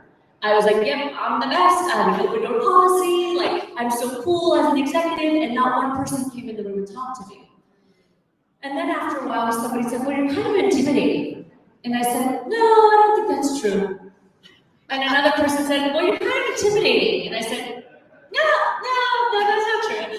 And then I decided to do an anonymous survey because I wanted to be a leader, I wanted to grow, I have growth mindset, and 75% out of 200 people said I was intimidating, not relatable, and I looked bad all the time. Yeah, so that's when I realized that, oh, I wasn't actually showing up the way that I felt in the inside, and therefore I wasn't attracting what I wanted to attract. Now let's relate this to entrepreneurship. The amount of individuals who are like, I want to attract $1 million, I want to attract clients, I want to attract these TV spots, but they're not showing up in a way where they're going to attract it. And that's the main difference between the people that are out there actually growing and making it happen and the people that are staying stagnant. Now, I'm going to tell you right now, I haven't spent $1 on marketing, and 4 months ago, my face was on a billboard in Times Square. I didn't pay for that. I was a best-selling author. I didn't pay for that marketing. All of these things happen when you just show up consistently in alignment with your values. Guess what? The world reciprocates. But if you don't show up that way and you're not aware of how you're showing up, you're going to constantly be wondering, how come you're not growing? How come you're not be seen, be heard, and be relevant? It's always what I say. Entrepreneurs, they want to be seen, they want to be heard, and they want to be relevant. But so many wonder, like, I've been in this game for 5-10 years and I'm still not growing. I'm in the same spot. I'm not seen, I'm not heard, I'm not relevant. I'm not getting the clientele, I'm not getting exposure. And this is the main reason why. It's not that entrepreneurs aren't good at what they do. Most of them are like freaking awesome at their skill, at their craft. It's that the way that they're showing up is not a game changer. And you have to be a disruptor in how you show up. Yeah. Well, and there are a couple of things that you said that I really want to just bring us back to. One of them was consistency. Because it's not just you doing it sometimes, it's not just you doing it part of the time. It is that consistency of, again, and I think that goes back to authenticity. This is who I am. This is I'm now seeing the alignment. And I want you to go a little bit further into that awareness piece, because I feel like that's really important to touch on, as far as that being almost like a catalyst of sorts of then getting into that next step to attract the things that you are really desiring. Yeah, I mean, I think awareness starts with, first off, are you receiving feedback on a daily and growing? If you haven't asked anybody in the last month, how do you see me? Or what is a superpower you see in me that I can't see in me? If you haven't asked some really pointed questions around your leadership, your business, and how you're showing up, you're not receiving the feedback you need to receive. I always laugh because people tell me, well, I did this assessment online and I got a 97%. And I'm like, who did the assessment? They're like, I did. Like, did you give it to 5 people and have them do it on you? Well, no. I'm like, try that. Let me know what the score is then. Because it's not about, like, everybody has blind spots, including myself. So if you really want to build accurate self-assessment and you really want to know how you're showing up and how you're presenting yourself, you have to get feedback from people that you trust that are going to give you quality feedback. And that's how you know where you are really. I also think the big thing is self-confidence. The #1 challenge for not just entrepreneurs, but for professionals in general is self-confidence. We are suffering globally from a human pandemic of not feeling enough. Yes. You can be incredibly successful financially, you can build 1 million businesses, and there's still people that are like, I don't feel enough. And that impacts their capacity to communicate, it impacts the behaviors of people, it impacts how they shake someone's hand, and it impacts how they sell on a call because they don't feel enough. And that's a really big problem, because I always say beliefs dictate your behaviors, and self-confidence hinders your capacity to communicate effectively. Yeah, and so I would really love you to go about, because I know there's some conversations that I have around leadership especially. And so it's really putting the highlight on the differentiation between a manager and a leader. And so I would love to hear your take on that differentiation and how you help people really make that shift. A manager is a role, a leader is a mindset. It's that simple. Manager is a role. I need you to manage this project. I need you to manage this, whatever it is. Leadership is a mindset. I've been leading my entire life, even when I was in high school and I wasn't getting paid and I didn't have a role. Because my mindset was, hey, there's a problem here. This individual needs help. We need solutions here. And the mindset is, let's just fix it. Let's add value. Let's contribute. A lot of times today, people think that leadership is a role. They think it's a salary. They think it's a title. They think it's a 6-figure salary that they get in a corporate job. But it is a mindset. And I always say that leadership is a consistent choice every single day to show up and add value and have personal growth as well as growing the people that are around you. And every day it's a choice. We work with executives, as I mentioned, all over the world. And sometimes we work with executives that are in finance, like the CFO. And they have a whole team under them. And they're like, no, I do numbers. And it's like, no, you have a team of 20, you need to switch that mindset, and you need to make it a daily choice that you're gonna lead them, right? And that's really, really critical. It's a choice. It was a choice for me to wake up in the morning and decide to put my best foot forward. It was a choice for me to come here and sit and add value, because that's what leaders do. They don't think about like what's in it for me. They're like, I'm gonna show up, I'm gonna put my best foot forward, and then whatever happens is gonna reciprocate. Yeah, no, thank you for that, and I absolutely echo all of those things. And so what I would love for you to share kind of how you got here, your entrepreneurial journey of how you came to create your company and to just kind of get on this path that you're on now. Yeah, I'll start by saying that life is a flicker, and you'll get what I mean when I say that. So, 8 years ago, I was not an entrepreneur. I knew nothing about business. I don't have a degree in business. It was not like in my genes. I was an executive, as I mentioned. I decided to resign from the company, and I moved out of the country for an opportunity. I left my 6-figure salary, house on the lake, brand new luxury car, whatever, and I left with 2 luggage. 4 weeks later, that opportunity fell apart, and I had $100 in 2 luggage within a matter of weeks. I get back on a plane, I come back to California, and I'm crying on the airplane because I'm like, what just happened? I replaced myself as an executive, so I couldn't go back and get my job, didn't have a house, didn't have a car, only had $100, lost all my money in 4 weeks. And my dad came to me on the airplane in my dream. My dad passed away when I was 27 years old. He had 6 heart attacks. Life is a flicker. He came to me on the airplane in my dream, and he said that everything you need is already inside of you. You just have to rise up for you. Now, if you research me online and you Google me, you'll find that the company that I built is called Rise Up For You. So I came back to California, and I just kept hearing Rise Up For You from my dad. And I'm like, rise up for you, rise up for you. I'm gonna build a company. Never built one, don't know what entrepreneur. Like, I couldn't even say the word entrepreneur. It's like entrepreneur. What is this word? It's like it wasn't a part of my vocabulary before that. And I just started building. I didn't know what I was doing. Again, never did anything with business. 3 months later, my second parent, my mother was diagnosed with stage 4 cancer out of nowhere. Life is a flicker. So I'm building this company out of the hospital. I take showers at the 24-hour fitness across the street. I go back to the hospital. I sit down. I open up my laptop. How do you build a business? What's entrepreneurship? What do people need in the world? Who's Tony Robbins? 7 months later, my mother died. By the time I was 31 years old, I lost everything. I was in financial stress. I had $100, no money, no car, no house, and both of my parents died at 31. Life is a flicker. And I took everything that I had internally, remember going back to that self-confidence, and I built the business. And now today, 7 years later, we're in over 50 countries with our programming. We work with Fortune 500 companies all the way down to local nonprofits, and we have team members all over the world.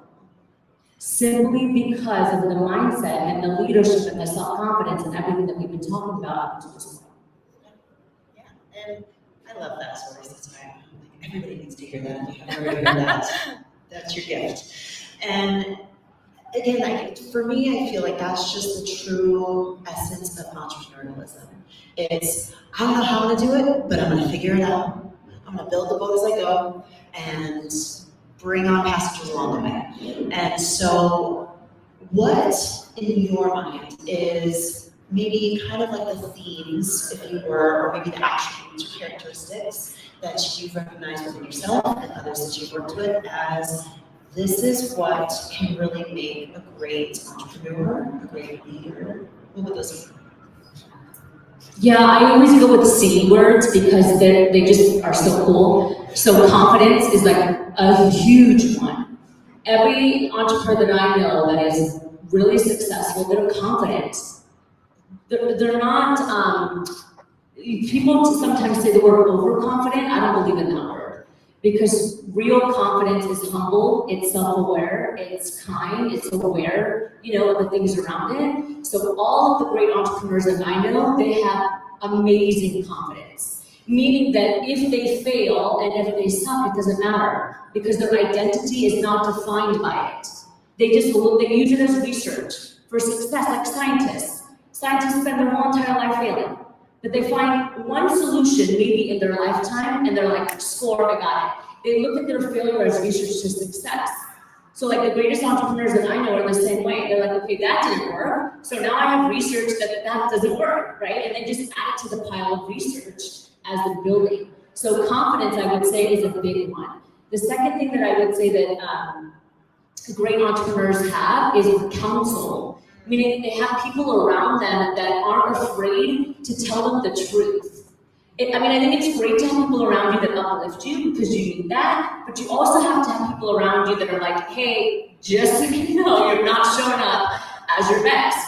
Or just so you know, I don't think that idea is going to land the way that you want it to land. And so there's real feedback that's happening around you from your counsel. I have a counsel around me, and there's sometimes when I'm in situations as an entrepreneur, and I call them. I'm like, here's the situation, what do you think? What are your thoughts, what are your ideas? And they give me great feedback. So I think counsel is really important. And then I know we talked about this earlier, but commitment versus being interested. There's a difference between I'm interested in that, and there's a difference between I am absolutely freaking committed to that. And I'm gonna do whatever it takes to make it happen. There's no other option. There's no other choice. You know what I mean? Like when I was starting my company, there was no other option. I wasn't like, you know what, I think I'm gonna go try to find a job. It's like, no, we're gonna do this, and I'm gonna suffer until it lands. There's an undying commitment to making it grow and be its best because you believe in whatever it is that you're doing.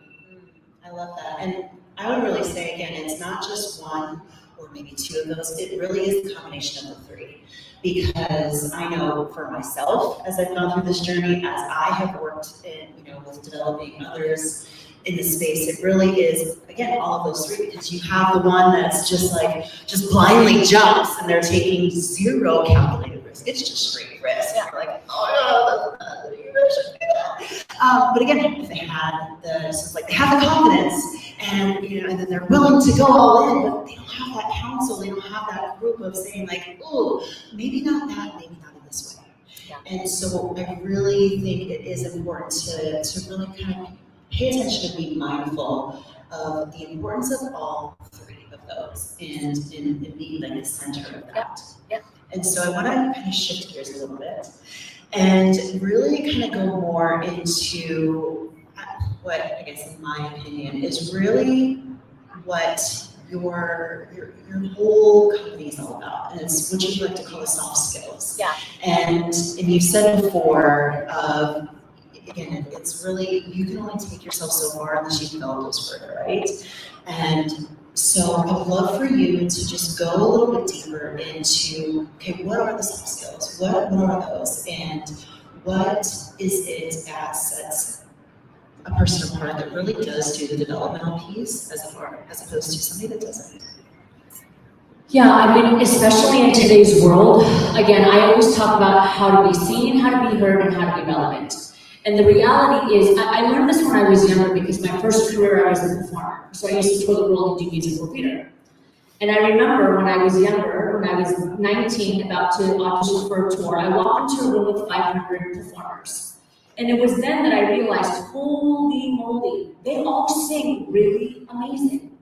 They all dance really, really well. So why am I gonna get chosen for a cast and they only choose 40 people out of 500? What's gonna make me get chosen? We all sound the same. We all dance the same. And it's the exact same when it comes to entrepreneurship and a professional career. It's like every single space is completely inundated, every industry. Even what I do, like there's multiple organizations that do what we all do. So I realized as a performer, I was like, how am I gonna get the spotlight solo? How am I gonna get casted for the show? Research shows that 75% of an individual's success is determined not by their skill. It's not by their technique, it's not by their degree, it's not by their certification. It's by their capacity to connect on a human level through soft skills. Soft skills are human skills. That's the emotional and social intelligence. That's the self-confidence. That's the resilience. That's the critical thinking. That's your ability to walk into any room and shift the energy because you know how to read a room. That's what makes somebody successful. When I was an executive and I had 10 resumes in front of me and they all looked the exact same, they all had the same master's degree, they all had the same certification, they all had the same technical degree, the next question is, cool. Now who's gonna be the one that I hire out of the 10 people? And it's not because of their technical skill, it's because their soft skills. It was how they looked me in the eye, it was how they conversed with me, it was what they were doing when I was in the hallway and they didn't know that I was getting interviewed them. I would literally take a broom and like push the broom in the lobby while the people were waiting to be interviewed. They didn't know that I was the executive that was going to interview them. Because I wanted to know, like, how are they interacting in the lobby? How do they treat the girl that's coming out that's like brewing, you know, that they don't know who I am? That's what I was looking for, is the soft skills. And it's the same today when it comes to entrepreneurship. And that's what our company does. We go into organizations that are either moving from pain to pleasure, meaning that the organization is struggling with culture, leadership, toxic people, so on and so forth, and they need to move out of that, or they're moving from pleasure to high performance, meaning like things are going good, it's not about company culture, but they want to know how to optimize their performance. They have everybody in the right seats, everybody has great great skills, but they need the soft skills. They need to know how to communicate, they need to know how to get the client, they need to know how to build relationships within the company, within the community. That's what we do with organizations, and we also do that with individuals, with their businesses, with their leadership, with their confidence. That's all we do with soft skills. We consider ourselves to be experts in that. Yeah. So when it comes to, say you're going into an organization and yeah, it's the culture. The culture is, that's the pain point. And so what would be the process that you would take them through to, one, just identify that? I mean, do you come in where they're not sure where that is, or is that always, when you are coming in, they already are aware that there is like a culture issue? It's all of the above. Yeah, it's all of the above. Usually if there's a huge culture challenge, it's coming from the top. We need to start at the top, meaning that maybe there's not clear values. The culture hasn't been identified, like what do we want to stand for as an organization? There's not accountability, and then we have to start from the top and work our way down. There are some times where there's a really good culture, but there's a couple team members that maybe they're not the right fit for the culture, they're not in the right mindset, so sometimes we have to start with people. So it really just depends, every organization is completely different. But I say that whenever we're walking into an organization, the first thing we do is a climate check. We try to understand, like, is this a whole entire company thing, or is this like a one division thing because of leadership? Or is this, I don't know what my culture is, and we don't know what our values are, even though we've been around for 10 years. Most organizations don't know what their values are. It's just a poster on the wall. It's like, what does your culture stand for? And they're like, let me take a look, 1 second here. Right, and that's the biggest challenge, is that they haven't taken those values and infused them into the company. They haven't hired, advertised, and retained based off of those values, and then grown their team based off of those values. And that's where the culture shifts. Yeah. So then what is your advice when you have, maybe it's an individual that's in, that's on that team and they're in the leadership roles and they're seeing these things are happening. So what would be your advice for them as far as something that they can do or implement? Because maybe they aren't in a position to have you come in, and that's just not their level of decision making. I'm a fan of extreme ownership. One of the biggest problems that I see in corporate climate and in workplaces is that team members that are below maybe the leadership rank, they act as if they have no power. They act as if, like, I don't have the power to go to my leader and share an idea or to give feedback or to let them know what's happening in the trenches. That's why you see so much quiet quitting, and that's why you see so many people that just leave organizations, and I'm not a fan of that. I actually think that that's cowardly. Because I'm a fan of taking extreme ownership. Before you quiet quit, before you just decide to leave a job, I dare you to go have a conversation that's professional with your leader and see what happens. And I know because I've been in that situation where I've walked into a leader's office where I'm like entry-level position, and I'm like, hey, I know that you're running the show here. I know you have big picture, and I can only see this much. But I want to tell you that here's what's happening in the trenches. And here's some ideas I have that can really probably help. And I have to tell you, not once did I ever have a leader be like, no, thank you. Because they want to grow and they want to learn. But most people, they don't want to take that ownership. They just want to point the finger. So I always say, like, if you're in an organization and you feel like maybe it doesn't feel right, first try having critical conversations. Try exercising your soft skills. Try getting coaching around role play these conversations so that you can have them, and I promise you, you're gonna feel more empowered. Yeah, and I would agree too, because I've had these conversations with people, and both personally and professionally. And my mindset around it is, you're giving them an opportunity to either show up or not. And, you know, again, I also think, you know, to your point, more often than not, the other person is going to be, oh, I had no idea, or thank you for that information, because they don't know. They're running a company, or they're running a department, and they're not in the day to day. And so it's really just a lack of awareness. And now it's brought to their awareness. But then again, it's like you as an individual, it's taking that ownership, taking that accountability, and saying, you know what, whether this is for me or for not, I'm at least going to do everything within my power, right? And have those like critical conversations. And I think to that point too, that's further developing your skills, right? Of you got to practice, you got to put it into action to do it. Every conversation I had that was scary, I practiced it in the mirror. I did. I was like, okay, how do I want to say this? Because when you're having uncomfortable conversations, if you don't have the languaging around it, it can go south really fast. So it's understanding what language can I use that hopefully doesn't trigger the other person, especially when you're talking to an executive, for example. So I remember when I was entry level and I had a conversation with the CEO, I practiced it. Like, okay, I want the CEO to know that I have their back, right? I understand that they're the boss. I need them to know that I get that they're like the head honcho, but then I also want them to understand that I'm providing feedback because I care about the organization and the company, and I see value in what we're doing and I want to help optimize it. So I practiced that conversation to make sure that that energy came across. And when you practice, then when you're in front of them, you score, you win. That's how I became an executive at 27. It's not because I submitted my resume. I came into the company entry level, like bottom of the totem pole. But I was one of the few people out of 200 that would knock on the CEO's door and be like, can we talk? I have an idea. I see some things happening here. And because nobody else did that, they respected me. They felt open enough to talk to me.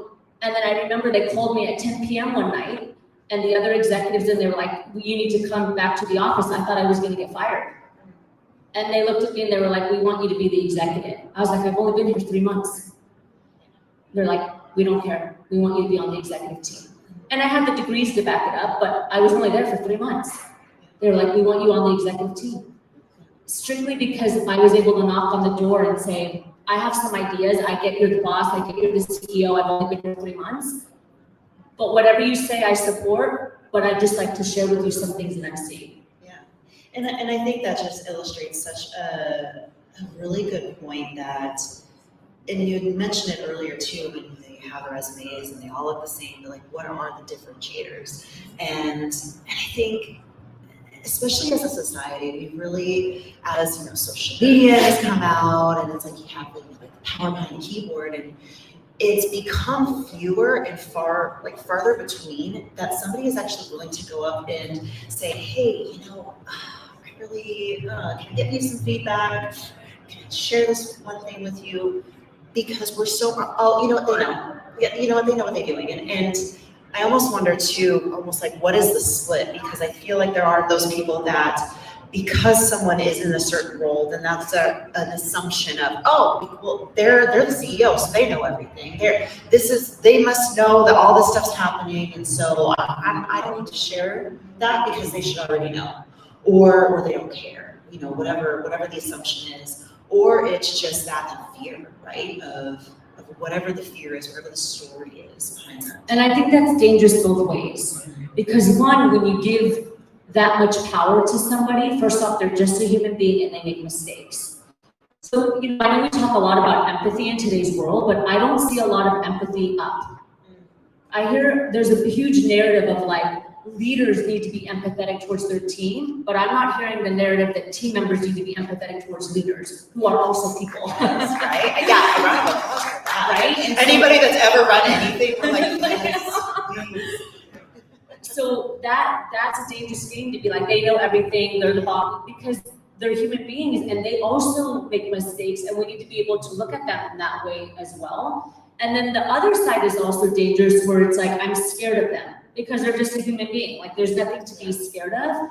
And whenever you give somebody that much power either way, it's a lose-lose situation, right? It's not fair to, because I've also been the opposite side where my team members were scared of me. And then I'm like, well, that kind of sucks for me, because now I don't know like how to support you because you're afraid to have a conversation with me, right? Like, I don't know what's real and what's not, you know? And so I think that overall, it's really important that people can just see each other as people, with professional etiquette, of course, in the workplace, and understand it's all about emotional intelligence. How do I approach this conversation? And what's the best way to have the conversation so that it's win-win for not only me as an individual contributor, but also for the organization.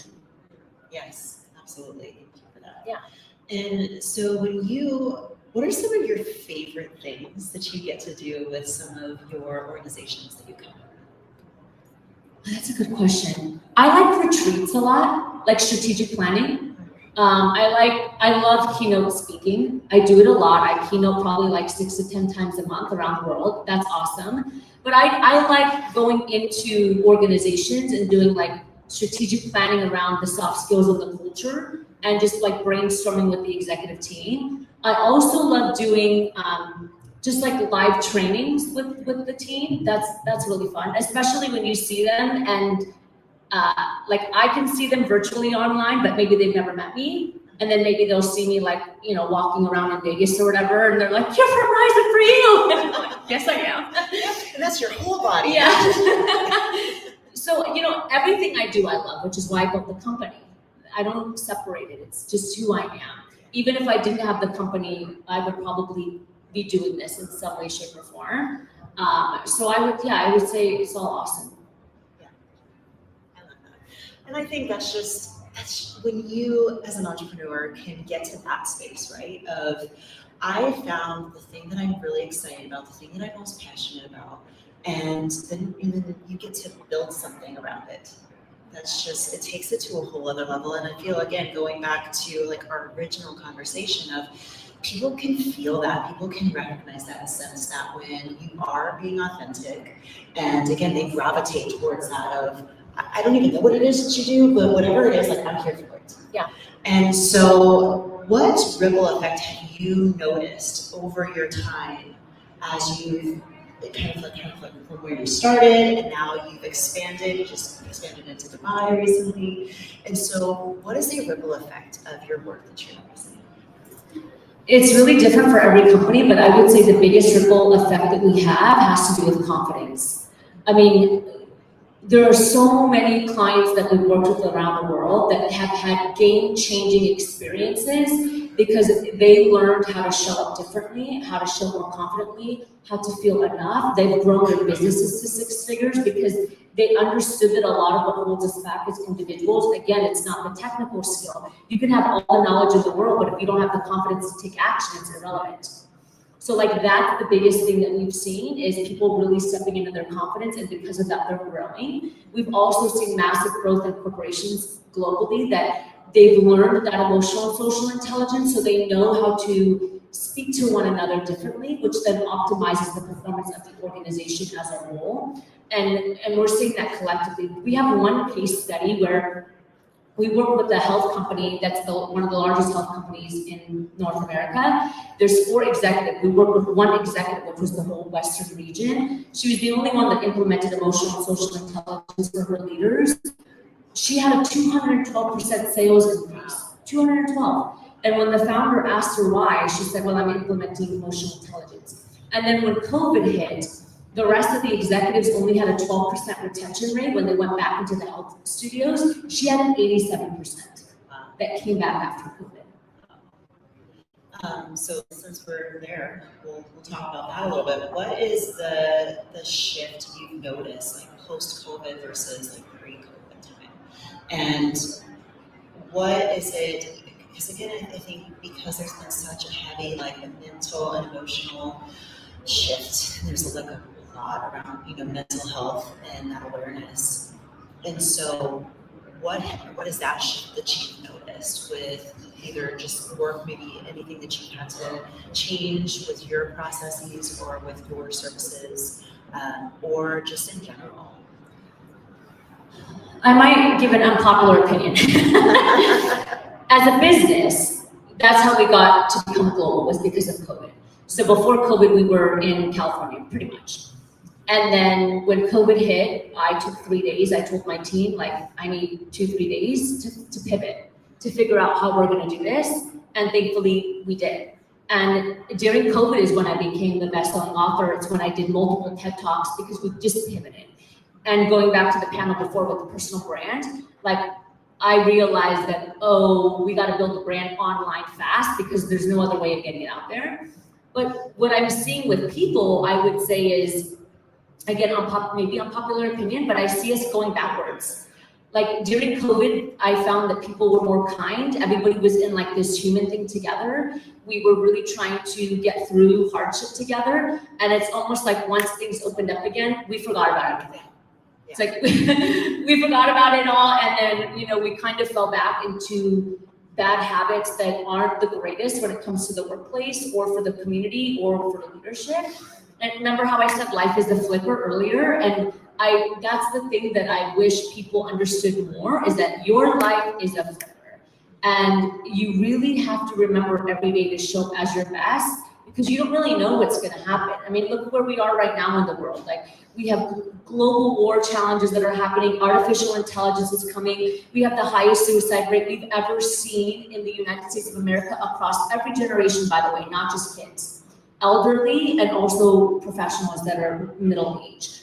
That's a problem. And I think that we aren't recognizing enough that in order to tackle these things, these skills that we're teaching, the emotional and social intelligence and the confidence and building relationships and the camaraderie, these are the things that we need that are gonna help tackle artificial intelligence, workplace challenges, you know, mental well-being, community relationships. This is the kind of stuff that we need.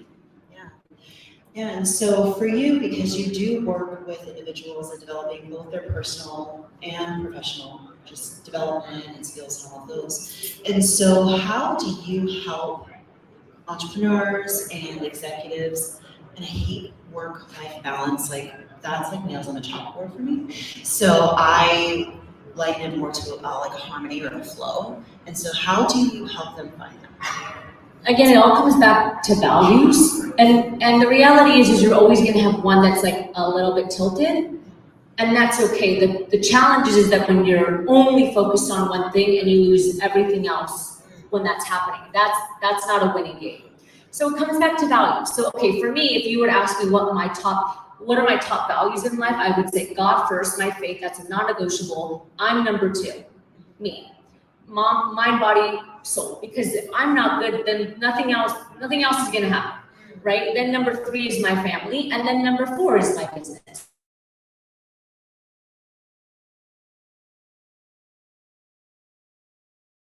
Because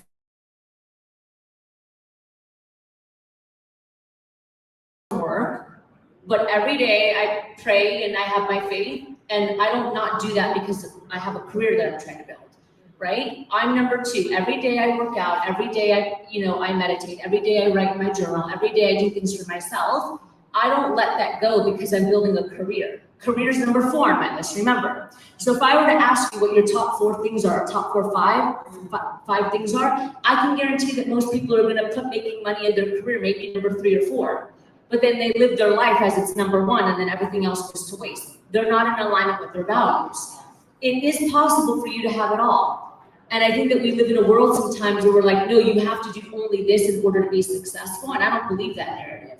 I believe if you have good time management and you set yourself up for success, you can build an amazing company, an amazing career, and still take care of yourself and still be the mom or the dad or the sibling that you need to be. and still be a community member and still travel and enjoy your life. But you gotta have a system for your life, just like we have systems for our business. I think it's crazy that we have all these systems for our business, but when we talk about our life, we're kind of just winging it. Yeah, it's like, I so that's what I would say. Yeah, no, I love that. I think that's perfect, because once you identify those, and it really is like the hierarchy or what it looks like for prioritization, then it is a lot easier to figure out where things fit.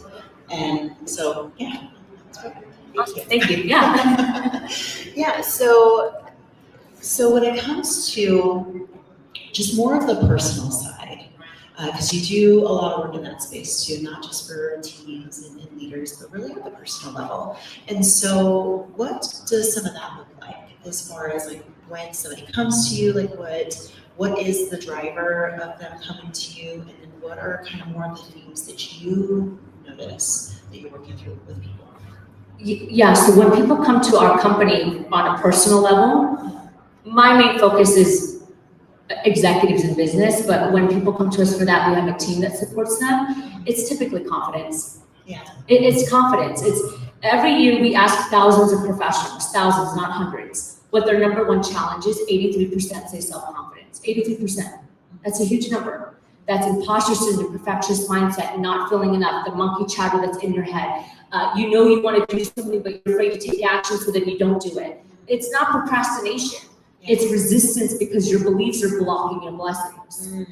You know, people say like, oh, you're not motivated or you're not disciplined. It's like, no, there's a resistance that's happening internally, and your beliefs are blocking your blessings because your beliefs dictate your behaviors. So that's what we typically work with a lot of professionals that come to us that are struggling. It's that they know that if they want to expand in their business or they want to expand in their leadership, they know they've identified that, like, I think I might be getting in my own way. I think I might be the problem. Yeah.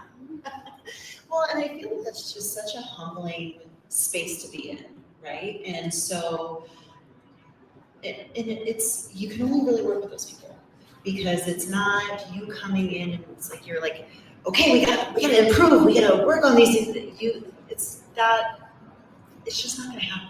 You have to be ready. You have to be ready for growth. Yeah. Remember, it's the interest versus the committed.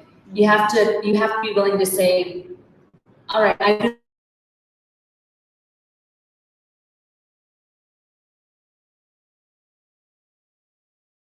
coach for health and fitness, and I also have a business coach who's like I have two coaches, but they're just in different areas. So I think it's important for individuals to really identify, like, what is it that you truly need? And oftentimes people identify it wrong. Like, I get people that come to me all the time, they're like, I need business coaching. I'm like, no, you don't, you need confidence coaching. I can tell, because you're whip smart, you have all the business strategy, you know exactly what to do, you're just not doing it. There's a difference. There's a difference between somebody else that comes to me and they're like, I'm ready to crush this, I really just don't know strategy. Like, I don't think I understand funnels, and I don't understand integrations and automations. And like, when I stand on stage, how do I pitch? Then I'm like, okay, that's business coaching. You see the difference? So I think it's identifying like where you really need support and then tackling that. Mm-hmm. Yeah, no, 100%. So are there anybody that has any questions before we? I think we have time for one question.